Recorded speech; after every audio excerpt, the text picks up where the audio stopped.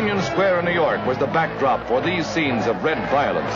From their ranks will come the saboteurs, spies, and subversives, should World War III be forced upon America. At the height of the anti-communist hysteria, the real danger to America came not from the Reds, but from the so-called Red Baiters. Even if there were only one communist in the State Department, even if there were only one communist in the State Department, that would still be one communist too many.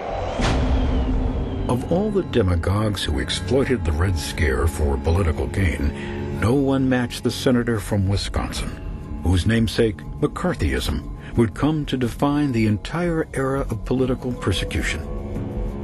Senator Joseph McCarthy emerged from virtual obscurity in 1950 when he claimed he had a list of 205 communists working in the State Department. The claim was patently untrue, but it launched McCarthy on a political juggernaut. For 4 years, the senator ran roughshod over civil liberties, while the news media served as a conduit for his reckless, unsubstantiated charges. He had been a member of the party that he had recommended. McCarthy's audacity knew no bounds. He accused Secretary of State George Marshall, the architect of the Marshall Plan, of infamy so black as to dwarf any previous venture in the history of man. He threatened President Truman and suggested the Democratic Party was a bedfellow of international communism. The hysteria of McCarthyism seeped into every aspect of American life. People rushed to condemn friends, neighbors, and co-workers.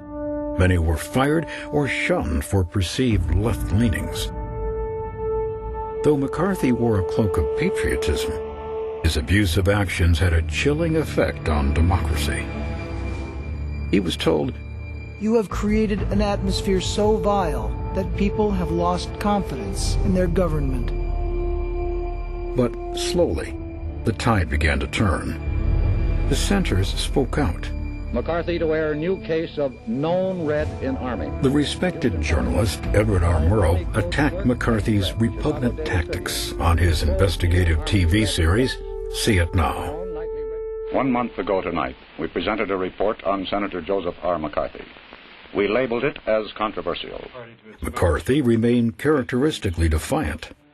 If I am giving comfort to our enemies, I ought not to be in the Senate. If, on the other hand, Mr. Murrow is giving comfort to our enemies, he ought not to be brought into the homes of millions of Americans by the Columbia Broadcasting System. With his support withering, McCarthy pitted himself against the U.S. Army in an investigation of charges and countercharges concerning clout, favoritism, and communist cover-ups. Unless we make sure that there is no infiltration of our government, then just as certain as you sit there, you will see a red world. The ensuing Army McCarthy hearings tore away the senator's mask of self-righteousness and struck a fatal blow to his crusade. Until this moment, Senator, I think I never really gauged your cruelty or your recklessness. The hearings were a media circus, and in the end, inconclusive. But for the tens of millions of viewers who tuned in to watch, McCarthy was revealed to be an arrogant, blustering tyrant. The American people have had a look at you for 6 weeks. You're not fooling anyone either. The American public had seen enough. Nearly overnight, McCarthy's immense national popularity evaporated. President Eisenhower probably spoke for millions of Americans when he said, "It's no longer McCarthyism, it's McCarthyism." 3 years later, Joseph McCarthy died, probably of complications from alcoholism.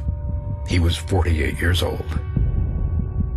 McCarthy faded, but an unsettling question remained.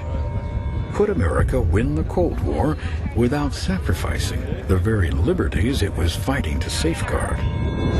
Ominously, a highly classified government report concluded, "It is now clear we are facing an implacable enemy, whose avowed objective is world domination.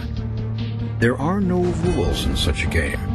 Hitherto acceptable norms of human conduct do not apply.